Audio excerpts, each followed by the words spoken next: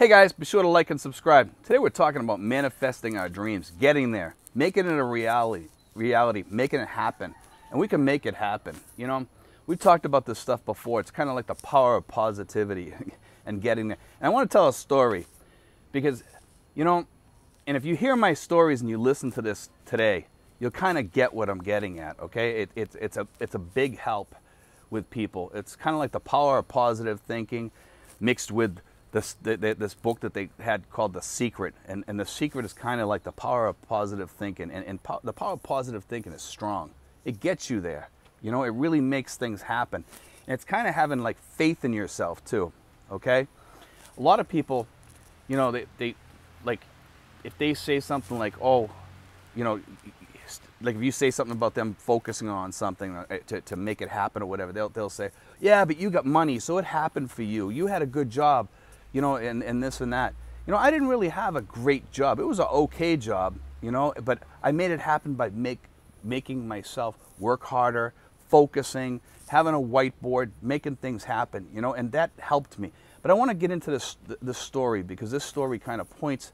Actually, I got a couple of stories today, and I want you to listen to these stories because these are key to what I'm talking about and about making your dreams come true too. And it doesn't matter about your age. And I want you to think about what I said and look back at your life, okay, after I say this stuff, because afterwards you're going to realize it's true.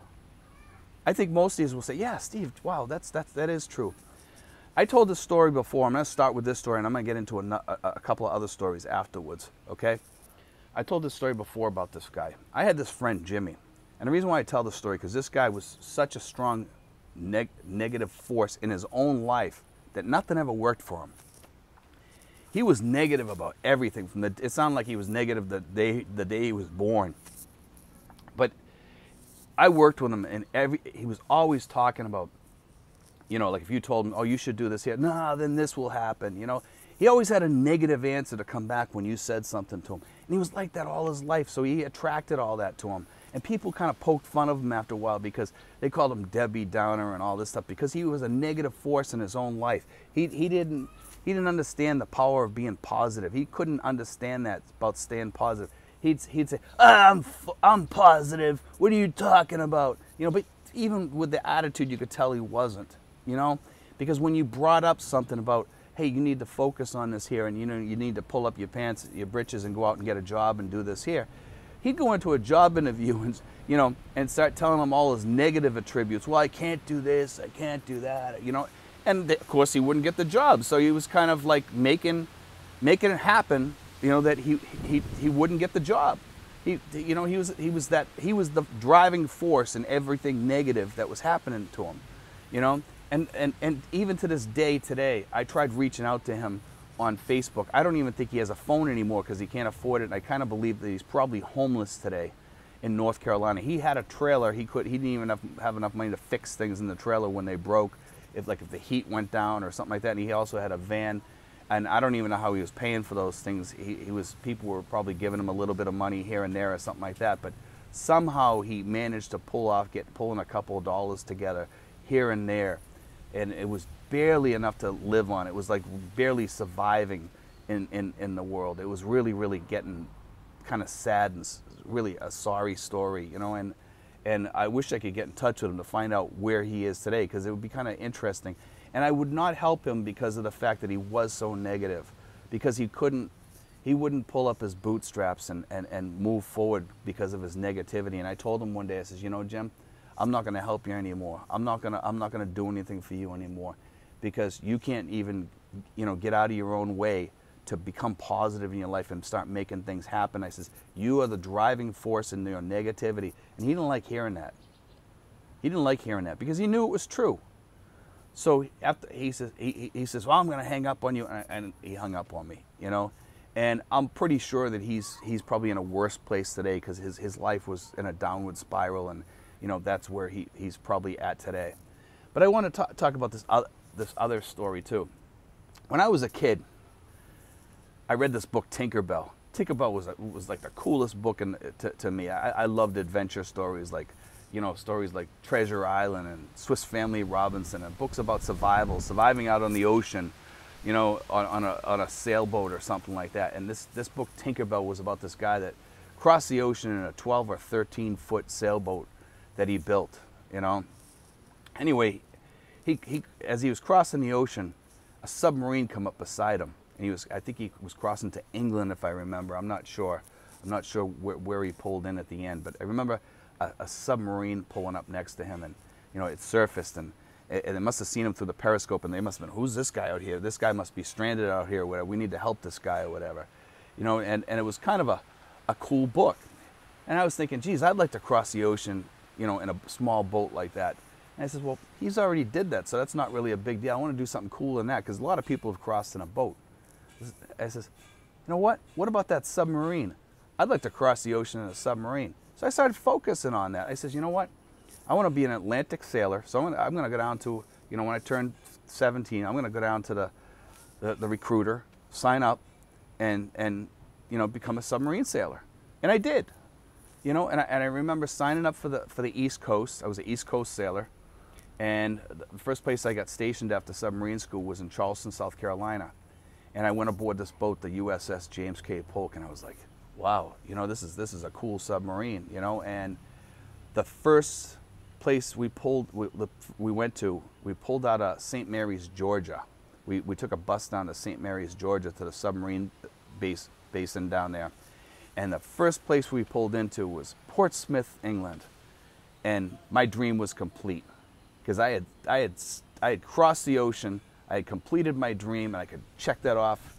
But then I still had, you know, three more years in the service left, and it was, you know, kind of uneventful. But I finished my time, I did my time, and did what I had to do, got my honorable discharge and all that stuff, you know. And afterwards I got out. But I always look back at that and was like, you know, if you stay focused, things will happen. If you make things happen, if you push through, they'll happen, you know. I remember seeing this lady. It was a lady I worked with for years. She was pretty high up in the school. She was a principal. And this lady was a nasty woman sometimes. She could be nice sometimes, but most of the time she was nasty. And when she wanted something, she got it. She would demand it. She demanded respect from everybody, and she demanded everybody had to act a certain way, or your head was on the chopping block and you were gonna get fired.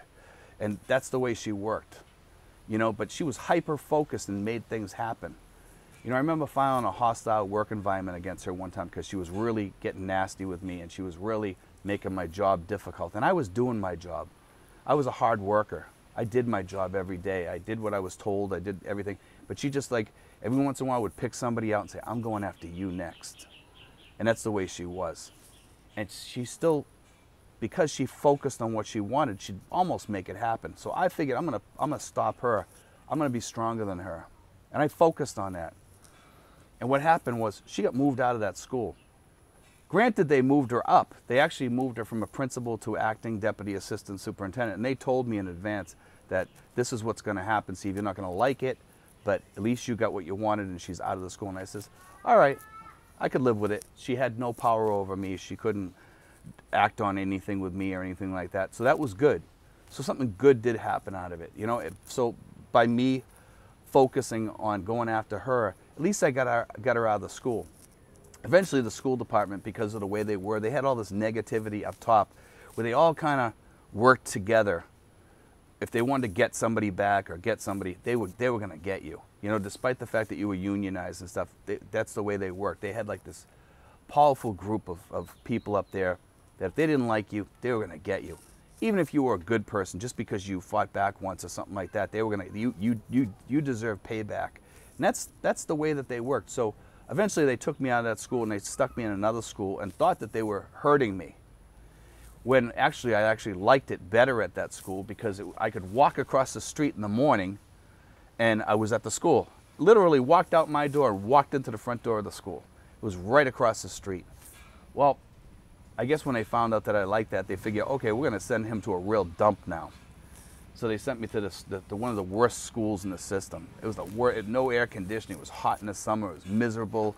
It was terrible. It was hot as hell there, you know. And it's just the kids there were out of control. It was a rough part of the city. It was bad. It was really, really bad. So what happened was they put me in that school, and what happened was I had a tough principal there. I didn't like it there at all. It was rough. You know, it was really, really rough.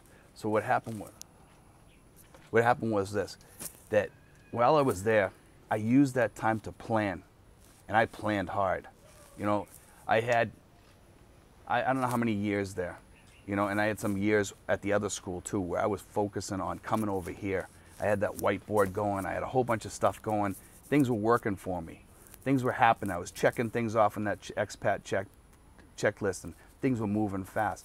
And at this school, I remember being there and being, you know, it was miserable there, but I didn't let that misery take me down. I didn't let things happen. I was still happy in my heart. You know, I remember having I had a lady there. She was kind of rough on people in the school there. She was rough. She was a principal. She was pretty tough. She was almost like my older principal before that gave me a tough time. And it was rough. It wasn't fun. You know, and I remember she was giving me a hard time when I was leaving there. She gave me a hard time when I was there. She was always on top of you, always watching you, looking out the window, getting on the walkie-talkie, talking to you. No matter what you were doing something wrong. You know, I didn't let that bother me. And the day I retired, I walked out of that school with my head held high, and I was retired. You know, and it was the best feeling in the world knowing that I was out of that place, out of the school system. I had my pension in place. I had everything ready to roll. You know, and that lifted my spirits, you know. And I was about 2 weeks away from coming to the Philippines then. But I did it. I did it. I made it. You know, I made it all the way.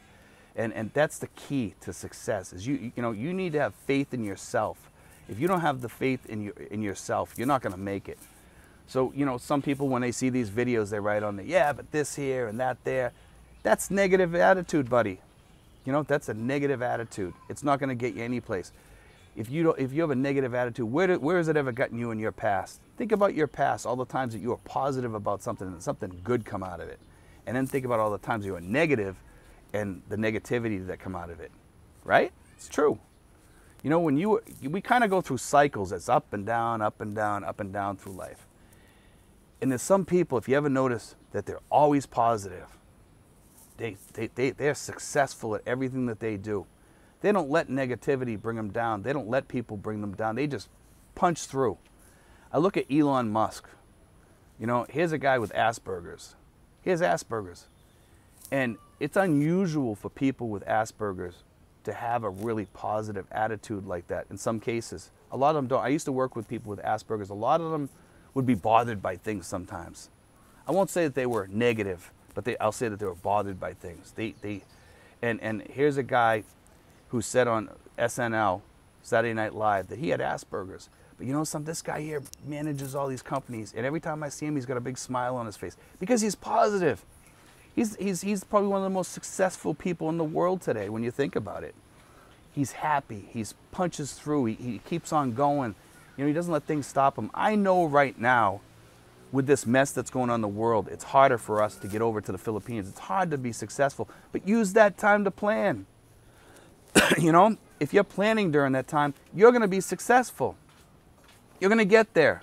You're going to punch through. You're going to be there. You know, and that's the thing. You need to have that faith in yourself that you're going to make it all the way. You know, success is tough to come by if you have no faith in yourself, if you have no positivity. That book, The Secret, they also have a movie. You can get it on Netflix. I think you can even find stuff on YouTube about it. It might even be on YouTube for that matter. It's a good book and it's a good movie. And the way I look at it is this, and coming from a Christian perspective is this. If God sees that you're focused on something, and this is my thoughts on this. If God sees that you're focused on something and you really want something, He wants you to be happy. Okay? He wants you to be a success. That's the way I look at it from a Christian perspective. But this works even for people that aren't Christians. I'm not sure why. Maybe it's God still blessing you, but you don't, even though you don't believe. That's not, you know, I'm not trying to get all religious here, but that's coming from my point of view. You know what I mean? And you know, some people say yes, some people say no, and some people say, "Oh, Steve, you get religious." And I'm not trying to change this to a religious channel by any means. That's just my thoughts on this, okay? But guys, if you stay positive, you'll make it and you'll get there. If you use this time right now, the downtime that we have, that while we're waiting to come to the Philippines, to save, to pull all your stuff together, get everything ready. Use that time wisely. Work a security job or something like that. And I've said this before. If you do that, when you come over here, you're going to be even more prepared because you'll have more in your emergency fund. You know, cut back on those coffees if you don't want to work and you're already retired and you don't want to go back to work. Cut back on going to Starbucks or Dunkin' Donuts or whatever. Cut back on that stuff. Start putting more money in the bank. So when you come over here, you know, you'll have money for the ground.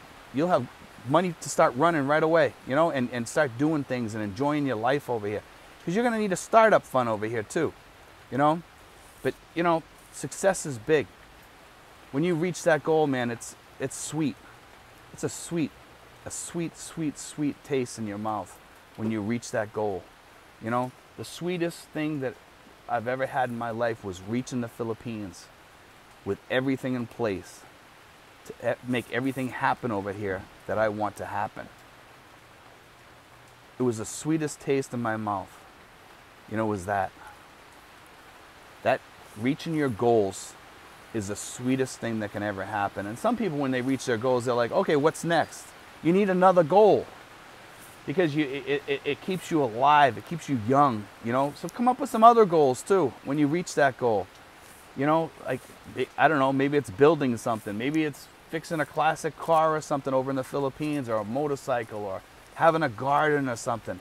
Don't give up. You need other goals. You always need a goal in your life. You know, maybe it's reading a book or a stack of books or something like that. You know, have faith in yourself because you can do it. Have that faith. You know, because if you lose that faith, man, you lose that zest for life. And eventually you'll just waste away, especially as you get older. The people that survive in this world, the older people that make it and live the longest, they usually have goals. They have a zest for life. They set goals for themselves every day. And those things keep them alive. If you don't have goals, guess what? You're just going to die. Because after a while you waste away, you're sitting around, you're not doing anything. Have faith in yourself, man. You know, have faith in yourself. You'll get there, you know. And guys, don't get that negative attitude. Don't give up. I see a lot of people on here and they're saying, Steve, I'm not going to be over there for 3 years because the Philippines is going to hold me out. Have faith and use that time. If they do hold you back 2 years, they hold you back 2 years. So what? You know what? At least you're going to get here sooner or later. And you're going to get here more prepared than you were before because you're going to have that extra money. You know? So be ready. Be ready. Set goals. Don't let go of those goals. Keep that faith. Have faith in yourself, guys. Power of positive thinking. You know? And the secret is the power of positive thinking. Manifesting those dreams. You know? And like I said, to some people that sounds crazy, but every time I stayed focused on something, it happened. I didn't let things get in my way. I punched through those things. You know, the Philippines, there's a lot of things changing in their visa process. They got a law going through right now. And it might change things for people so that they can get over here, you know, so that they can get in here somehow, you know. And guys, you can get in here on the SRRV process. I think that's might be opening up soon. They might let those people in before the tourist visas, things like that. Things will happen. Things will happen, but stay focused and don't let go of those dreams. Remember, have faith in yourself. If you don't have faith in yourself, you won't be successful. Anyway, guys, I hope that helped, guys. I know a lot of people out there need like a little push forward, and that's what helped me. You know, that's what helped me. That was everything that helped me. Anyway, guys, God bless. I hope that helps, guys. Take care.